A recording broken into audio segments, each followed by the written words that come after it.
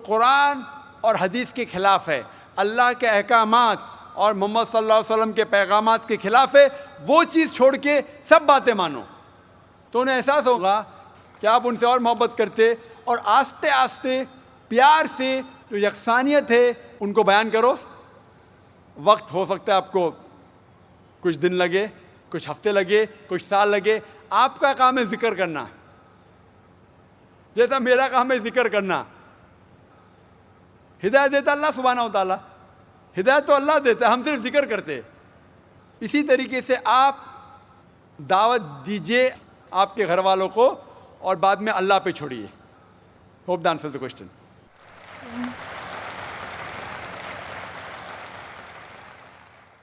Mic number 2 में कोई गैर मुस्लिम भाई हो तो सवाल कर सकते हैं। Good evening, sir.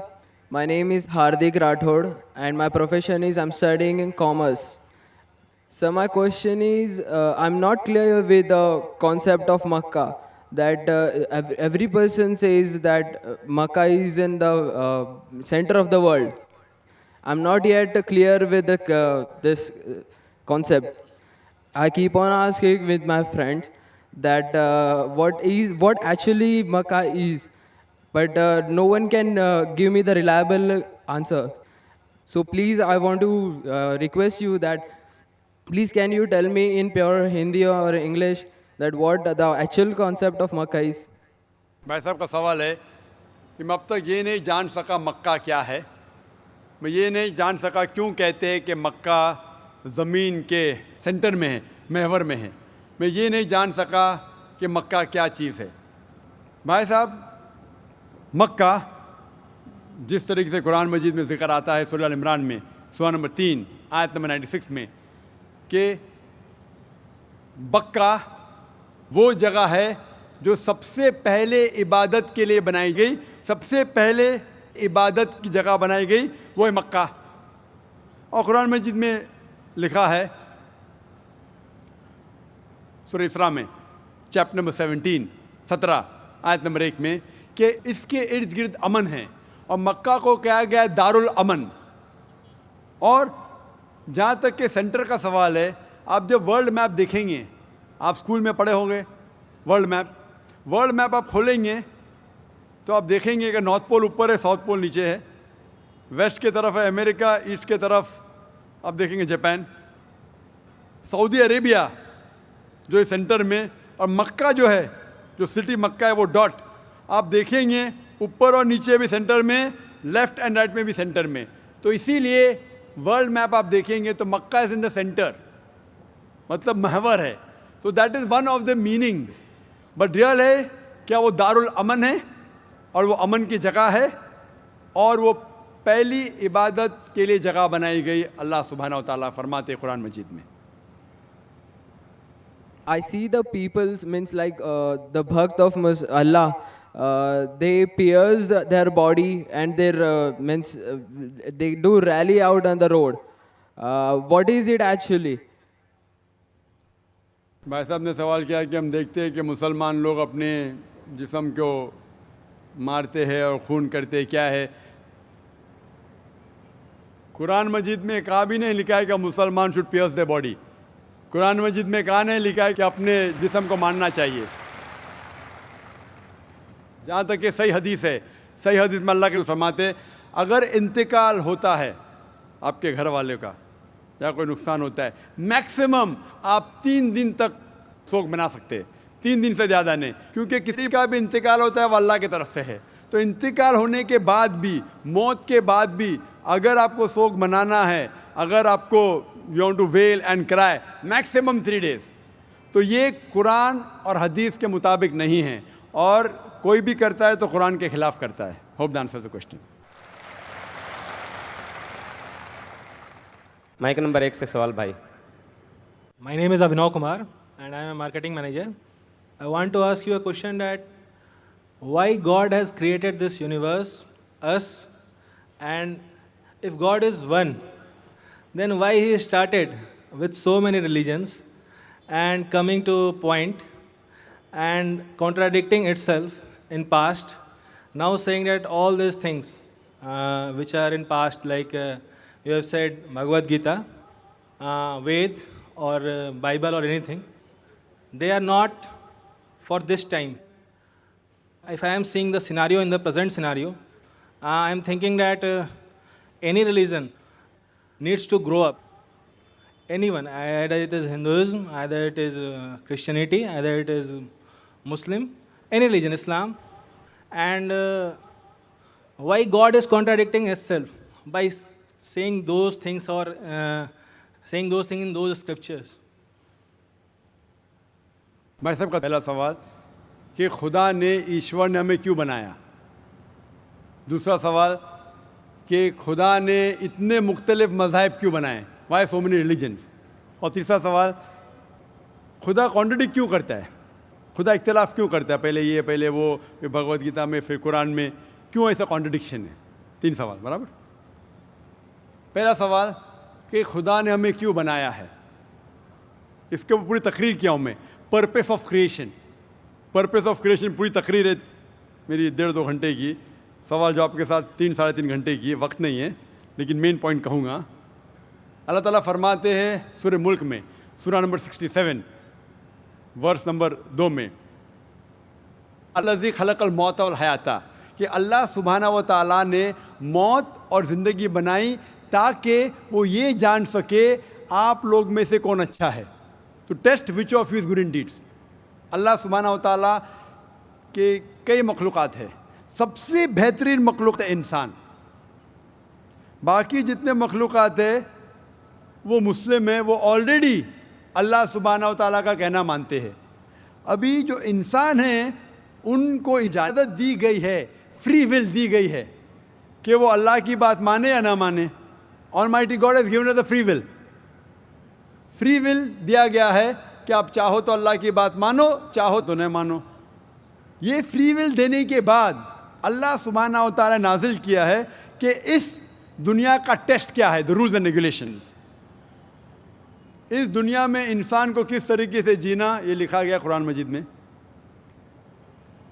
अगर आप अल्लाह के अहकामात के मुताबिक चलते हैं तो आप सफलता पाएंगे और इंशाअल्लाह जन्नत में जाएंगे। अगर अहकामात के मुताबिक नहीं चलेंगे तो आप इस एग्जामिनेशन में फेल होंगे और फिर जन्नत में नहीं जाएंगे, दोज़ख में जाएंगे। So this life is the test for the hereafter. ये ज़िंदगी आखिरत के लिए इम्तिहान है। मैं आपसे पूछूंगा कि आप कॉलेज क्यों जाते, तो आप बोलेंगे ग्रेजुएट बनने के लिए। अब मेडिकल कॉलेज क्यों जाते, तो आप बोलेंगे डॉक्टर बनने के लिए। तो हम ये दुनिया में आए टेस्ट पास करने के लिए, क्योंकि इस दुनिया में आने के पहले सूरह आराफ सूरा नंबर 7 आयत नंबर 172 में लिखा है कि अल्लाह सुब्हाना व तआला ने सारी इंसानियत को, आदम से अब तक सारी इंसानियत को, फ्रॉम द लॉइन्स ऑफ एडम खड़ा किया, पूछा कि कौन है इबादत के लायक, और सब ने कहा सिर्फ एक अल्लाह सुब्हाना व तआला। फिर अल्लाह ताला ने पूछा कि कौन ये टेस्ट करना चाहता है, तो इंसान हम बेवकूफ़ थे जो ये टेस्ट करने के लिए आए, क्योंकि बाकी लोग जो पत्थर, पहाड़, जानवर, ये सब मुस्लिम हैं, पर उनके पास चॉइस नहीं है। अगर आपके पास चॉइस नहीं है, लाइक फरिश्ते के पास चॉइस नहीं, जो भी अल्लाह कहते वो उनकी बात मानते। लेकिन हमको चॉइस देने के बाद अगर हम अल्लाह की बात माने तो हम फरिश्ते के ऊपर हो जाएंगे, अगर नहीं मानेंगे तो फरिश्ते के नीचे शैतान के साथ होंगे। तो हमने बोले नहीं, हमको तो फर्स्ट क्लास फर्स्ट आना है, तो आ गए हम वहाँ पर, हम इस दुनिया में, ठीक है। तो ये टेस्ट है, और इंसान सबसे अच्छी मखलूक है, best creation of almighty God. तो this life is the test for the hereafter. और अल्लाह ताला फरमाते सूरह धारियात में सूरा नंबर 51 आयत नंबर 56, वमा खलक़तुल जिन्ना वल इंसा इल्ला लियअबुदून, कि हमने जिन और इंसान को नहीं बनाया सिर्फ अल्लाह की इबादत करने के लिए, और इबादत के लिए अल्लाह की बात मानना ज़रूरी है। So this life is a test for the hereafter. ये जो ज़िंदगी है आखिरत के लिए हमारे लिए इम्तिहान है। आपका सवाल नंबर 2 कि अल्लाह ने मुख्तलिफ मज़ाहिब क्यों बनाए। अल्लाह ने सिर्फ एक ही मज़हब बनाया है, एक ही दीन, जिसका नाम कुरान में है सूरह अल इमरान सूरा नंबर 3 आयत नंबर 19 में, इन्ना दीन इंदल्लाहिल Islam, the only religion acceptable in the sight of Allah is Islam. सिर्फ एक ही दीन जो अल्लाह के नज़दीक सही है वो इस्लाम। इस्लाम के मानी है अमन, पीस। इस्लाम के मानी है to submit your will to God. खुद अपने ख्वाहिश से अल्लाह के अहकामात के मुताबिक ज़िंदगी को बसर करना। इस्लाम का मतलब ये नहीं कि मोहम्मद सुल्तान जाकिर, इस्लाम मतलब अल्लाह के अहकामात पे अमल करना और अमन हासिल करना। तो जितने पैगंबर आए सिर्फ इस्लाम सिखाए, मज़हब एक ही है लेकिन मज़हब का पैगाम बदला गया। जिस तरीके से जो पहले भाई साहब के सवाल में मैंने जवाब दिया था कि सारे पैगंबर का अहम पैगाम था कि खुदा एक है, सिर्फ उसकी इबादत करो, और आखिरी पैगंबर मोहम्मद सल्लल्लाहु अलैहि वसल्लम में बाकी चीज़ में लिटिल बिट डिफरेंस होगा, but the basic message was the same. Basic जो पैगाम था, एक खुदा, सिर्फ उसकी इबादत करो, उस खुदा की कोई प्रतिमा नहीं, बुत परस्ती गलत है, और इस ईश्वर के आखिरी पैगंबर मोहम्मद सल्लल्लाहु अलैहि वसल्लम। लेकिन क्योंकि वक्त जाने की वजह से जो पैगाम जो दिया गया था वो बदलता गया, जैसा मैंने कहा। तो जितनी मजहबी किताबें जो कुरान के पहले आए, कोई भी मजहबी किताब महफूज नहीं है। हिंदू स्कॉलर्स खुद कहते हैं कि the Vedas have been changed, Bible scholars खुद कहते हैं बाइबल्स हैव बीन चेंज्ड। जितने मजहबी किताब के स्कॉलर्स कहते हैं कि उनकी मजहबी किताब में तब्दीली आ चुकी है, लेकिन कुरान में अल्हम्दुलिल्लाह। और जो दुश्मन इस्लाम है, अकॉर्डिंग टू विलियम मूर, जो एक इस्लाम का बहुत ग्रेट क्रिटिक है, इस्लाम के खिलाफ बात करता है, वो फिर भी कहता है 200 साल पहले कहा कि एक वाहिद मजहबी किताब जो 1200 साल तक के महफूज है वो है कुरान। तो मजहब एक ही है, अल्लाह में मानना, उसकी इबादत करना, उसके अलावा किसी की इबादत नहीं करना, और आखिरी पैगंबर मोहम्मद सल्लल्लाहु अलैहि वसल्लम, एक ही मजहब। हम लोगों ने उसके गलत डिफरेंट नाम दिए, तो मजहब एक ही था।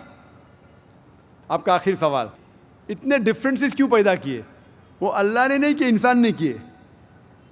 खुदा का सब मैसेज यकसा था, हम इंसानों ने उसे तब्दील किया, जैसा मैंने कहा ना, काहे के लिए? फ़ायदे के लिए।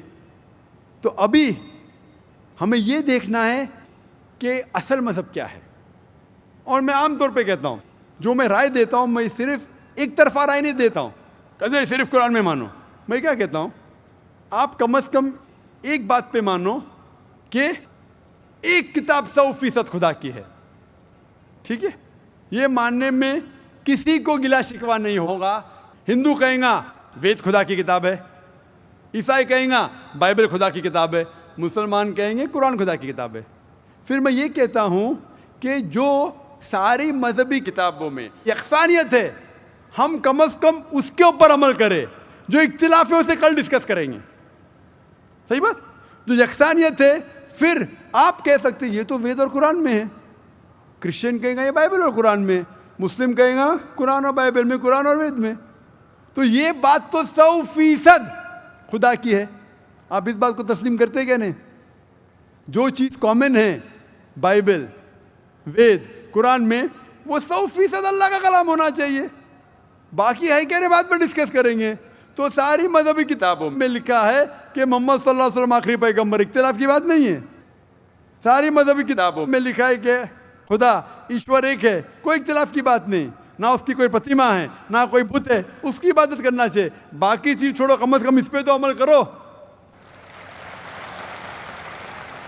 इस तरीके से मैंने तकरीर की, हिंदू मजहब और इस्लाम में यकसानियत, ईसाई मजहब और इस्लाम में यकसानियत, और साबित किया कि बाइबल में लिखा है शराब हराम है, वेद में लिखा है शराब हराम है, कुरान में लिखा है शराब हराम है, तो शराब मत पियो। हिंदू मजहबी किताब में लिखा है कि औरतों को हिजाब करना चाहिए, बाइबल में लिखा औरतों को हिजाब करना चाहिए, कुरान में लिखा औरतों को हिजाब करना चाहिए। क्यों नहीं हिजाब करते औरत? इस तरीके से आप हिंदू मजहब किताब पढ़ेंगे, लिखे है सूअर का गोश्त खाना हराम है, Vishnu Sutra chapter number 5 verse number 49 में। बाइबल में लिखा है book of Leviticus chapter number 11 verse number 7 and 8, book of Deuteronomy chapter number 14 verse number 8, book of Isaiah chapter number 65 verse number 2-5 कि सूअर का गोश्त खाना हराम है। कुरान का तो जिक्र कर चुका है, 4 जगह लिखा है हम सूअर का गोश्त नहीं खाते, बाकी लोग खाते ईसाई। इस तरीके से मैं कहता हूँ कम से कम यकसानियत पे तो अमल करो, इख्तिलाफी बातें बाद में करेंगे। इख्तिलाफ इंसान ने पैदा किया, इख्तिलाफ पैदा करने के बावजूद फिर भी अल्हम्दुलिल्लाह जितनी भी मजहबी किताबें बदली गई है उसके बावजूद जो अहम अहकामात अब भी मौजूद है। इसीलिए मैं आपसे कहता हूँ कि एक खुदा में मानो, ना उसकी कोई प्रतिमा है और ना उसके अलावा किसी की इबादत करो, और आखिरी पैगंबर मोहम्मद सल्लल्लाहु अलैहि वसल्लम में मानो। Hope that answers the question. Thank you. ख़वातीन में अगर कोई गैर मुस्लिम खातून हो तो उनको सवाल करने का मौका दें। नमस्ते, मैं जया बोराड़े, साउथ इंडियन। मैं वीटी में काम करती हूँ, काउंटिंग में। मेरा सवाल ये है, मुस्लिम कास्ट में नबियों को भेजते हैं कि हिंदू, मुस्लिम, सिख, ईसाई सब एक है, तो पंडित लोग को भी अल्लाह ताला ने भेजा है कि सब कास्ट एक ही है, तो वो एक भी बार हम लोगों को बोलते नहीं है कि सब एक ही है, वो सिर्फ अपना ही बोलते हैं, ऐसा क्यों? बहन ने सवाल किया है कि मुस्लिम मज़हब में कहते हैं कि हिंदू मुस्लिम सब एक है, लेकिन हमारे पंडित ऐसा नहीं कहते, क्यों? अगर कुरान पढ़ेंगे तो जैसा मैंने कहा कि मज़हब अल्लाह के नज़दीक एक ही है, इस्लाम और कोई नहीं। इस्लाम मतलब अमन हासिल करना, अपनी ख्वाहिशें अल्लाह के अहकामात के मुताबिक।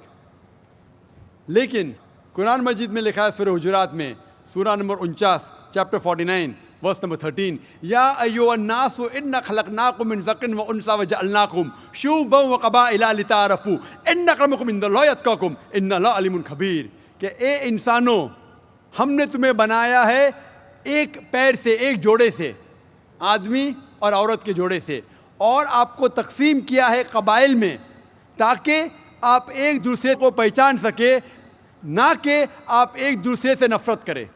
और सबसे बेहतरीन इंसान वो है जो तकवा रखता है। तो सारे मज़हब के लोग एक नहीं है, सारे इंसान एक है। एक इंसान दूसरे इंसान से ऊंचा दौलत के वजह से नहीं है, जिन्स के वजह से नहीं है, उम्र के वजह से नहीं है, पैसे के वजह से नहीं है, लेकिन है तकवा के वजह से। तकवा मतलब पायटी, राइचियसनेस, जिसको अल्लाह सुब्हाना व ताला का ज़्यादा खौफ है, जो अल्लाह से ज़्यादा करीब है, वो इंसान ऊंचा इंसान है। नहीं तो सारे इंसान यकसा है।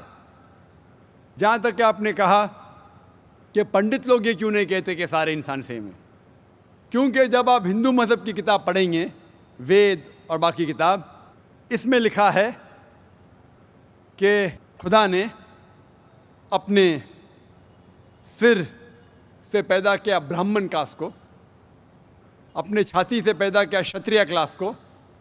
ब्राह्मण मतलब लर्नेड कास्ट, विद्वान क्लास, क्षत्रिय मतलब वॉरियर कास्ट, सोल्जर्स, और अपने थाई से, अपने जांग से या अपने पेट से पैदा किया वैश्य, बिजनेस क्लास, और अपने फीट से, पैर से पैदा किया शूद्रा। और ये कास्ट सिस्टम जो लिखा है, आप देखेंगे मनुस्मृति में है, वेद में है, ये इसमें मानता नहीं हर हिंदू। क्यों? क्योंकि ये इंसानियत को तकसीम करता है। हमारे इस्लाम में सारे इंसान, चाहे गोरा या काला, अमीर या गरीब, राजा या फ़कीर, अल्लाह के नज़दीक इंसान यकसा है। ऊंचा तब होता है जब तकवा ज़्यादा है तो और अच्छा इंसान है। तो हम मानते हैं कि पैसे से या रंग से या जात पात से इंसान जन्नत में नहीं जा सकता है। इसके बारे में और अगर आप चाहते हैं तो आप मेरी तकरीर सुनो, हिंदू मज़हब और इस्लाम में यकसानियत, और इसके बारे में और डिटेल्स में कहा regarding caste system. Hope the answer the question sister. Mike number 2 से कोई सवाल हो भाई। अस्सलाम वालेकुम जाकिर भाई, I am Joseph Fernandes working in a call centre. मेरा सवाल आपसे ये है कि मुझे कई दोस्त मिले जिनमें से कुछ सिया है और कुछ सुन्नी। जैसे आपने कुछ देर पहले बताया कि जो इंसान मानता है कि अल्लाह एक है और मोहम्मद अलैहिस्सलाम आखिरी पैगंबर हैं, तो मैं मानता हूँ इस बात को। तो अगर मैं ये कहूँ कि मैं मुसलमान हूँ तो ये झूठ नहीं है। लेकिन मुसलमान बनने के बाद एक नमाज़ पढ़ना बहुत ज़रूरी होता है, और कुछ तरीके हैं जो दोनों ही दोस्तों ने मुझे बताए, लेकिन उनके तरीके अलग अलग हैं। तो मुझे ये समझ में नहीं आया कि किसका तरीका मैं अपनाऊं, क्योंकि दोनों ही अपने तरीकों को सही समझ। भाई साहब ने सवाल किया कि अगर अल्लाह एक है उसमें मानना है और मोहम्मद सल्लल्लाहु अलैहि वसल्लम पैगम्बर है तो मैं मानता हूँ, तो उस तरीके से मुसलमान हूँ मैं। लेकिन मेरे दो दोस्त, एक शिया एक सुन्नी, और मुसलमान बनने के लिए नमाज़ पढ़ना ज़रूरी है, तो किस तरीके से नमाज़ पढ़ूँ? भाई साहब, आप कहते हैं कि अल्लाह एक है, आप मानते हैं कि अल्लाह के पैगम्बर मोहम्मद सल्लल्लाहु अलैहि वसल्लम आखिरी पैगम्बर है, तो आपने कहा कि किस तरीके से नमाज़ पढ़ूँ? ये शिया सुन्नी जो आपने पूछा, आप जब कुरान पढ़ेंगे, कुरान में ना शिया है ना सुन्नी है, कुरान में ना शिया है ना सुन्नी है। कुरान शरीफ में कहा गया है सूरह इमरान में, सूरह नंबर 3 आयत नंबर 103 में, वा तसीमु बिहब्लिल्लाहि जमिया वला तफरकू, कि आप आपस में इकट्ठा होकर अल्लाह की रस्सी को मजबूती से पकड़ो। अल्लाह की रस्सी है कुरान और सही हदीस। तो आप देखिए कुरान में क्या लिखा है और अल्लाह के रसूल के सही हदीस में क्या लिखा है। तो जो भी आपसे कुछ कहता है, अगर कुरान और सही हदीस के मुताबिक है, आप उसकी बात मानो। जो जाकिर कहता है वो भी कुछ अहम नहीं इस्लाम में, जाकिर इस्लाम में ज़ीरो है। जो जाकिर कहता है वो बात मानना ज़रूरी नहीं, लेकिन जब मैं कुरान का हवाला दिया तो आपको कुरान की बात मानना फ़र्ज़ है। जब मैं सही हदीस का हवाला दिया तो आपको सही हदीस की बात मानना ज़रूरी है। तो इसीलिए कोई भी शख्स कुछ कहता है, अगर इख्तिलाफ है उसमें, तो फिर से रुजू हो जाओ कुरान और हदीस के पास, क्योंकि कुरान में लिखा है सूरह निसा में, सूरह नंबर 4 आयत नंबर 59 में, वर्स नंबर 59 में, अतिउल्लाह वाति रसूल, अल्लाह की इताअत करो, अल्लाह की बात मानो और अल्लाह के रसूल की बात मानो। और वो लोग those who have been charged with authority, जो उलुल अम्र है, वो लोग जो आपके अमीर है। लेकिन अगर इनमें इख्तिलाफ है, फिर से रुजू हो कुरान और हदीस के पास, अल्लाह और अल्लाह के रसूल के पास। तो अगर दो शख्स, दो आलिम, कोई भी अगर इख्तिलाफ है, आप फिर से मुड़ो अल्लाह और अल्लाह के रसूल के पास, कुरान और सही हदीस के पास। फिर देखो कि कौन सा दोस्त, कौन सा मुस्लिम, कौन सा आलिम, कौन सा मौलाना कुरान और सही हदीस के मुताबिक कह रहा है। आप समझे? तो इससे पता चलेगा कि क्या सही है। आप बोलते हैं कि नमाज पढ़ने के तरीके में इख्तिलाफ है, शुरू में कम से कम जो यकसा है वो तो शुरू करो। इख्तिलाफ वो थोड़ा है, नमाज के तरीके में इख्तिलाफ वो थोड़ा है, जो यकसा है वो तो शुरू करो। अगर आप मुसलमान बनना चाहते हैं तो इतना वक्त क्यों ले रहे? खाली नाम के मुसलमान होना ज़रूरी नहीं है, वो कोई फ़ायदा नहीं। अमली तौर पे मानो कि अल्लाह एक है, उसकी इबादत करो और आखिरी रसूल मोहम्मद सल्लल्लाहु अलैहि वसल्लम पे ईमान लाओ। और उसके बाद फिर तहकीक करो, आपके दो दोस्त लोग जो बोल रहे कुरान से कौन मैच करता है, सही हदीस से कौन मैच करता है, क्योंकि अल्लाह के रसूल फरमाते, सही बुखारी की हदीस है, उस तरीके से नमाज पढ़ो जिस तरीके से आपने मुझे देखा। तो जो सही हदीस से साबित है, कुरान और सही हदीस से, उस तरीके से नमाज पढ़ो। लेकिन अगर 19-20 फ़र्क है, कम से कम जो यकसा है वो तो शुरू करो। इख्तिलाफी बातों पे तहकीक करो, इंशाअल्लाह पता लग जाएगा आपको क्या सही है। तो इंशाअल्लाह अभी आप सिर्फ नाम के मुसलमान मत न हो, अमली तौर के ऊपर मानो कि अल्लाह एक है और अल्लाह के रसूल मोहम्मद सल्लल्लाहु अलैहि वसल्लम आखिरी पैगंबर है। Hope that answers the question. Thank you sir. Mike number 1 से सवाल कर सकते हैं, कीजिए। जाकिर भाई, मेरा नाम शिवा था। कुछ साल पहले मैं इतना तो नॉलेज रखता था कि मतलब एक शांति नहीं मिलता था एक भगवान को मानने में, पूजा करने में। हमारी तमिलनाडु में, मैं एक मद्रासी हूँ, हमारे तमिलनाडु में बोलते बालाजी अमीर भगवान है और कार्तिक गरीब भगवान है। तो इससे मैं सहमत नहीं था। मैं बोलता था जब हम इंसानों में हो सकता है, भगवानों में नहीं हो सकता है। फिर भी मेरा दिल नहीं माना। जब मैं भागा भागा फिरता था, फिर अचानक मेरे को ना क्रिश्चियन दोस्त लोग मिले। फिर उन लोगों के साथ मैं प्रेयर करने के लिए जाता था। फिर प्रेयर में जाता था, प्रेयर करता था, बहुत आनंद लगा, अच्छा लगा। फिर बाइबल में खुद पढ़ने लगा।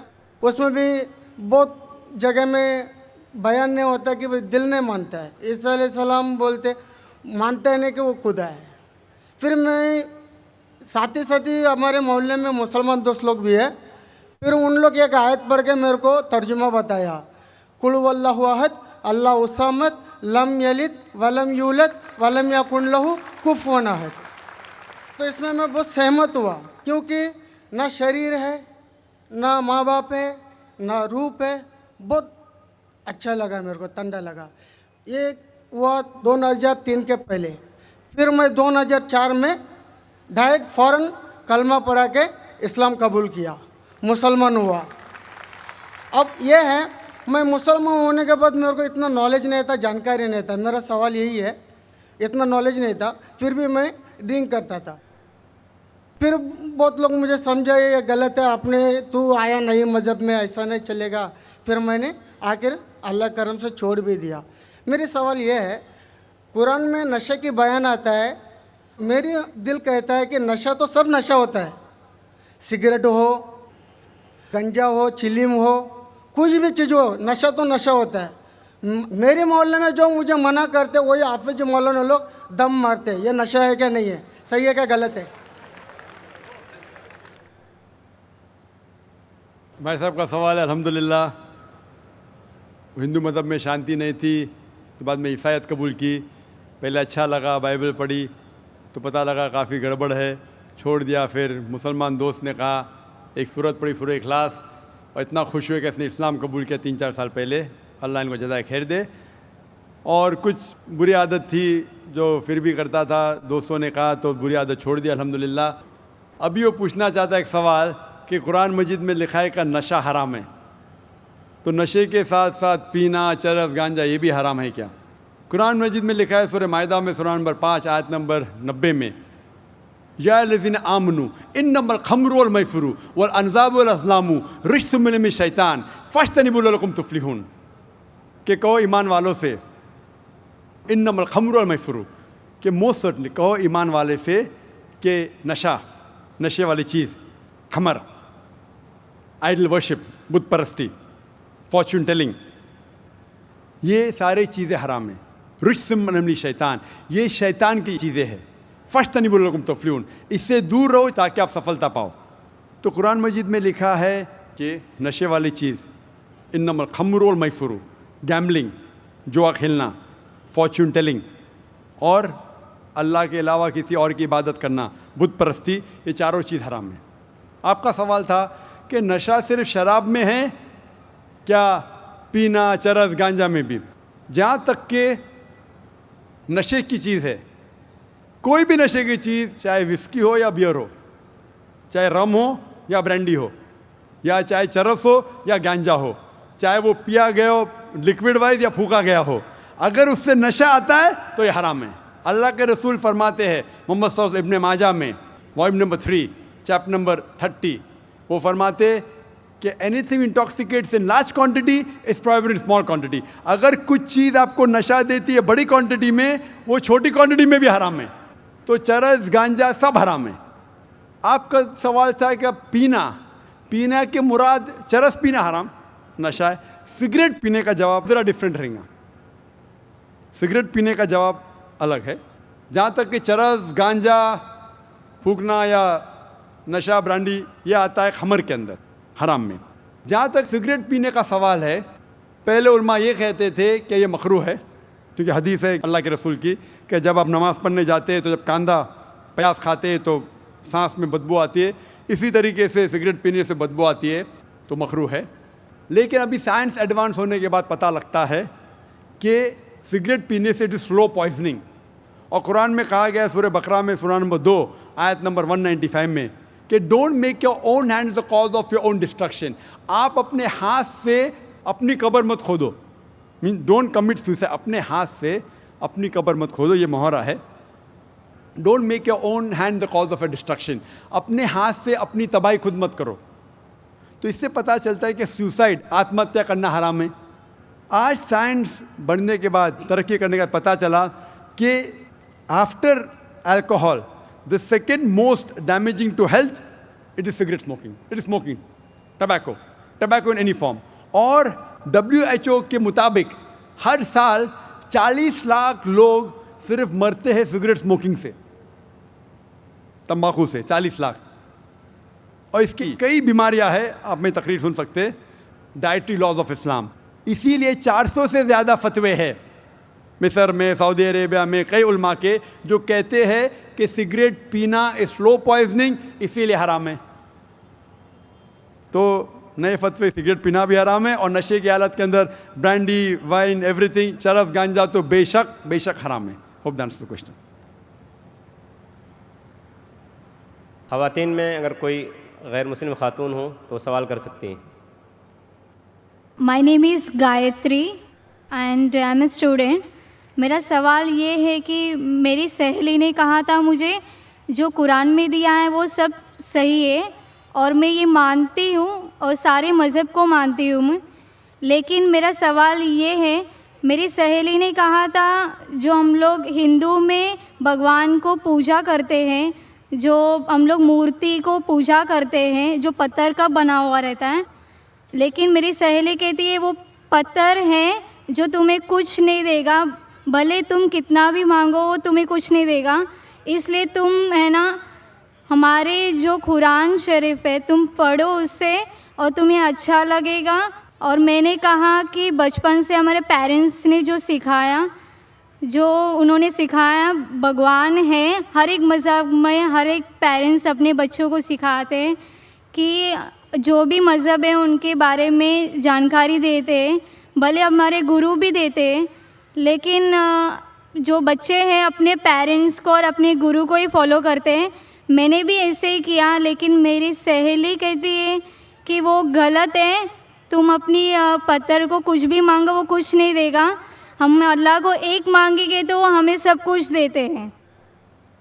बहन का सवाल है कि वो हिंदू है, बुत परस्ती करती है, उसकी मुस्लिम सहेली ने कहा कि बुत परस्ती मत करो, गलत है, एक भगवान में मानो, एक खुदा में मानो। लेकिन ये बहन कह रही है कि मैं मेरी वालदा की बात मानूँ, वालदेन की बात मानूँ या गुरु की बात मानूँ, क्या सहेली की बात मानूँ? बहन, सबसे बड़ा गुरु है ईश्वर, सबसे बड़ा गुरु है अल्लाह। आप ना सहेली की बात मानो, ना वालदेन की बात मानो, ईश्वर की बात मानो।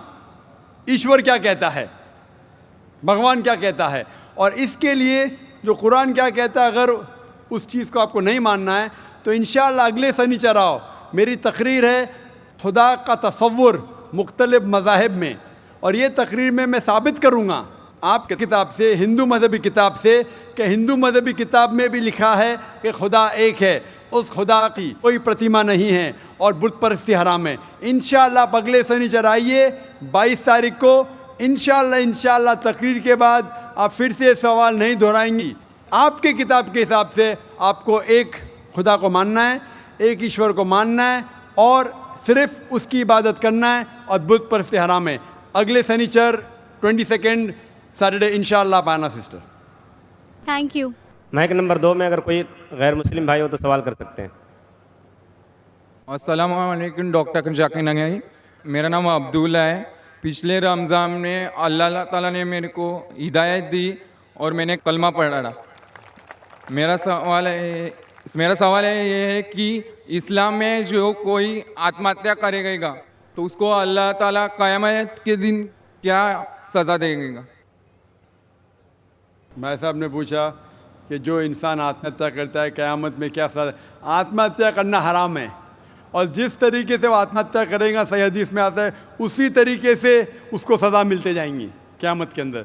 तो इसलिए आत्महत्या करना हराम है। ये ज़िंदगी अल्लाह सुब्हानहू व तआला ने हमें दी है और हमें जीना चाहिए अल्लाह और अल्लाह के रसूल के अहकामात के हिसाब से। अगर नहीं करेंगे तो आप आखिरत में सफलता नहीं पाएंगे। वाखिर दावाना अल्हम्दुलिल्लाह रब्बिल आलमीन। जज़ाकल्लाह। आप तमाम हज़रात ने संजीदगी का मुज़ाहरा किया और आखिर तक हमारा साथ दिया, प्रोग्राम को कामयाब बनाया। हम आप तमाम हज़रात के शुक्रिया के साथ इस नशिस्त के अख्ताम का ऐलान करते हैं। सुब्हानक अल्लाहुम्मा व बिहम्दिका अशहदु अल्ला इलाहा इल्ला अंता अस्तगफिरुका व अतूबु इलैक।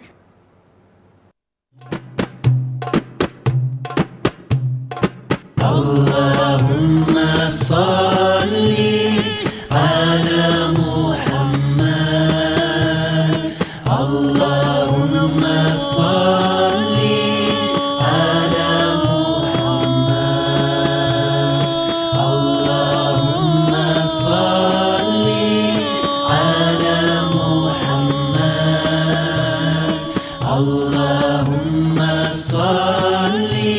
على